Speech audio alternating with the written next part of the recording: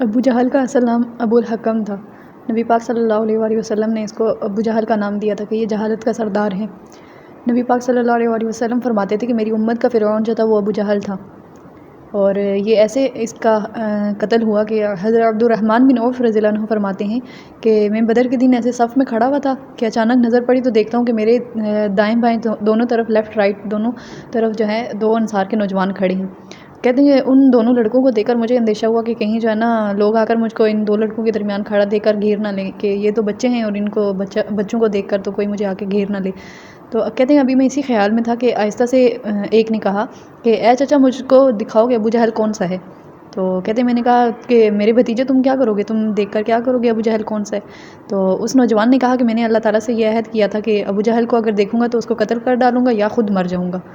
اور اس لیے مجھ کو خبر ملی ہے کہ ابو جہل جو ہے وہ رسول اللہ صلی اللہ علیہ وسلم کو جو ہے سب و شتم کرتا ہے، اور قسم ہے اس پاک ذات کی جس کے قبضے میں میری جان ہے، اگر اس کو دیکھ پاؤں تو میرا سایہ اس سے جدا نہ ہو، یعنی کہ میں اس کو تب تک جو ہے نہیں چھوڑوں گا، یا تو میں خود مر جاؤں یا پھر اس کو مار دوں۔ اب ان کی جو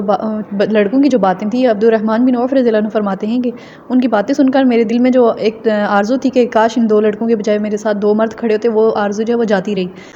تو کہتے ہیں میں نے اشارے سے بھی ان کو دکھایا کہ ابو جہل جو ہے یہ والا ہے۔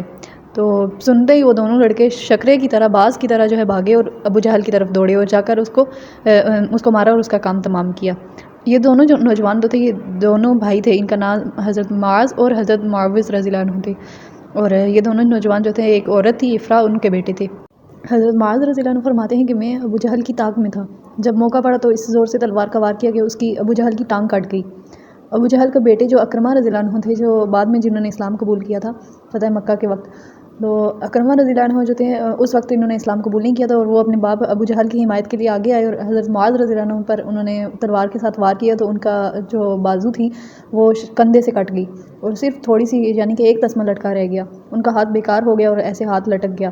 لیکن پھر بھی ان کی ہمت دیکھیں، جذبہ ایمانی دیکھیں کہ صبح سے شام تک وہ اسی حالت میں لڑتے رہے حضرت معاذ رضی اللہ عنہ۔ جب ہاتھ کے لٹکنے سے تکلیف زیادہ ہونے لگی تو ہاتھ کو قدم کے نیچے دبا کر زور سے کھینچا کہ وہ تسمہ علیحدہ ہو گیا،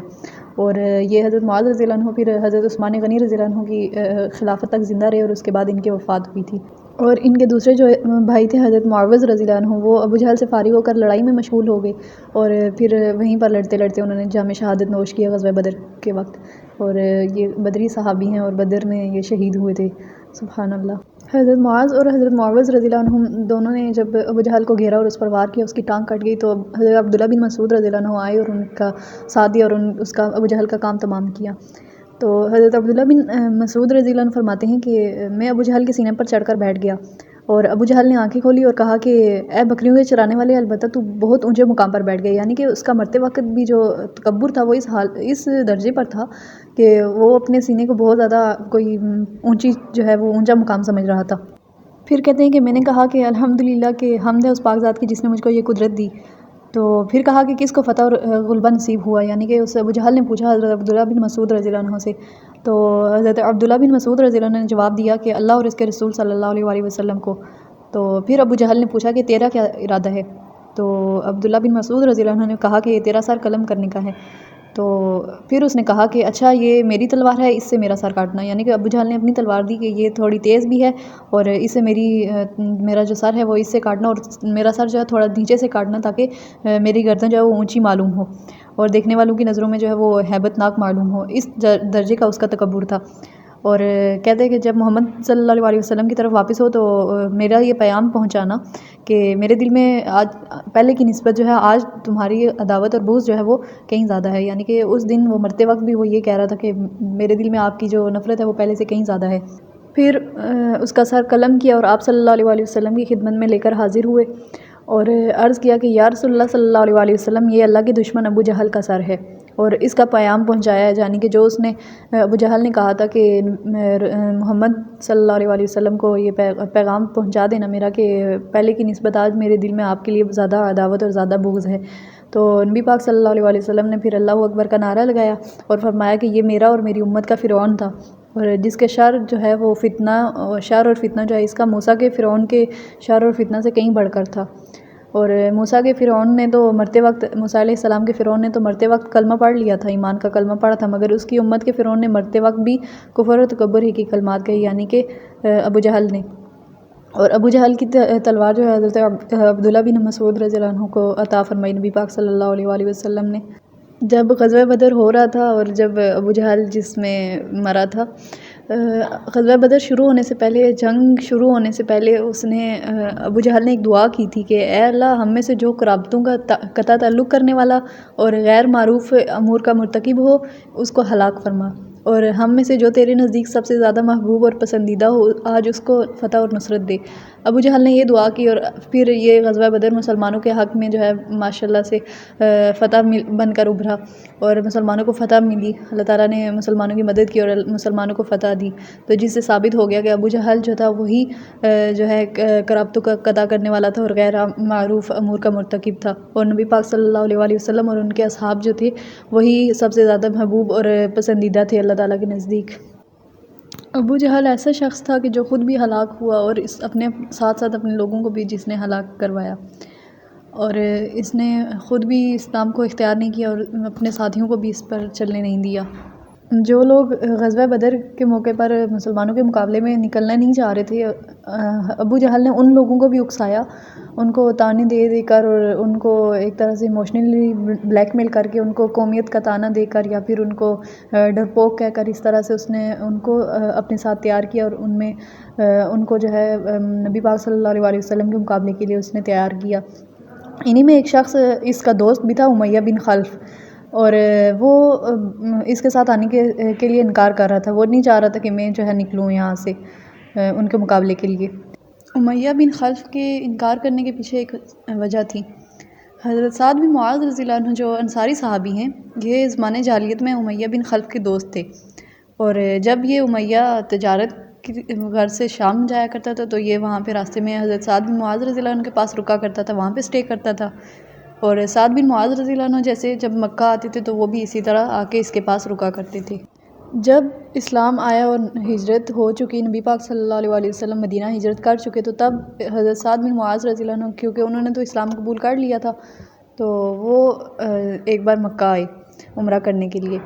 اور اسی طرح امیہ کے پاس، کیونکہ وہ زبان جاہلیت سے دوست تھا تو اس کے پاس ٹھہرے۔ امیہ نے اسلام قبول نہیں کیا، اب اس کے پاس ہیں، انہوں نے اسلام قبول کیا ہوا ہے، اور امیہ سے یہ کہا کہ مجھے طواف کرنے کے لیے ایسے وقت میں لے چلو جب کوئی بھی نہ ہو، یعنی کہ جب حرم جو ہے وہ لوگوں سے خالی ہو۔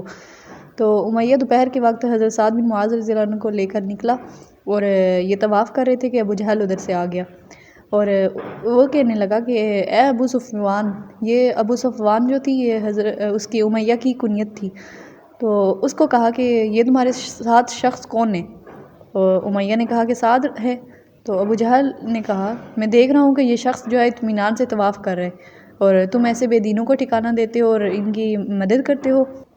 پھر ابو جہل نے حضرت سعد رضی اللہ عنہ کو کہا کہ خدا کی قسم اگر ابو صفوان یعنی کہ امیہ تمہارے ساتھ نہ ہوتا تو میں تمہیں یہاں سے صحیح سالم جو ہے واپس نہ جانے دیتا۔ اور سعد بن معاذ رضی اللہ عنہ نے بلند آواز میں کہا کہ انہوں نے جب اس کے اوپر آواز بلند کی اور اونچی آواز میں کہا کہ اگر تو مجھے طواف سے روکے گا تو میں مدینہ سے جو تمہارا قافلہ گزرتا ہے شام کی طرف تو میں تمہارا راستہ بند کر دوں گا۔ تو امیہ نے سعد رضی اللہ عنہ سے کہا کہ تم ابو جہل کے اوپر جو ہے آواز اپنی بلند نہ کرو، یہ اس وادی کا سردار ہے، یعنی کہ مکہ کا یہ سردار ہے۔ تو سعد رضی اللہ عنہ نے بڑی ترش روئی سے جو ہے اس کو بھی کہا، امیہ کو بھی کہا کہ اے امیہ بس رہنے دے، خدا کی قسم میں نے تو رسول اللہ صلی اللہ علیہ وسلم سے سنا ہے کہ تو جو ہے نبی پاک صلی اللہ علیہ وسلم اور ان کے اصحاب کے ہاتھ تو قتل ہوگا۔ اب امیہ نے جیسے ہی یہ بات سنی تو اس نے فوراً پوچھا کہ میں کہاں مارا جاؤں گا، مکہ میں یا پھر مکہ سے باہر؟ سعد بن معاذ رضی اللہ عنہ نے کہا کہ مجھے تو یہ معلوم نہیں، اور جب انہوں نے یہ بات کہی تو یہ سن کر امیہ بڑا گھبرا گیا اور بہت ڈر گیا، اور اس نے جا کر اپنی بیوی سے یہ بات کہی۔ نبی پاک صلی اللہ علیہ وآلہ وسلم کے جاننے والے تھے اور رشتہ دار تھے اور ان سے کچھ نہ کچھ تعلقات تھے نبی پاک صلی اللہ علیہ وآلہ وسلم کے، اور نبی پاک صلی اللہ علیہ وآلہ وسلم انہی مکہ کے لوگوں میں سے ہی تھے، تو اس لیے یہ لوگ خوب پہچانتے تھے نبی پاک صلی اللہ علیہ وآلہ وسلم کو کہ وہ کبھی بھی جھوٹ نہیں بولتے، ان کی کئی بھی بات کبھی جھوٹ نہیں ہوتی۔ تو جب امیہ نے حضرت سعد بن معاذ رضی اللہ عنہ کی یہ بات سنی تو اس پر اتنا زیادہ خوف و ہراس غالب ہوا کہ اس نے یہ ارادہ کر لیا کہ کبھی مکہ سے باہر ہی نہیں نکلوں گا۔ تو یہ وجہ تھی اس کی کہ اس کے اندر جو ہے ایک خوف بیٹھ گیا تھا، تو اس وجہ سے وہ ابو جہل کو انکار کر رہا تھا کہ میں تمہارے ساتھ جو ہے نہیں جاؤں گا۔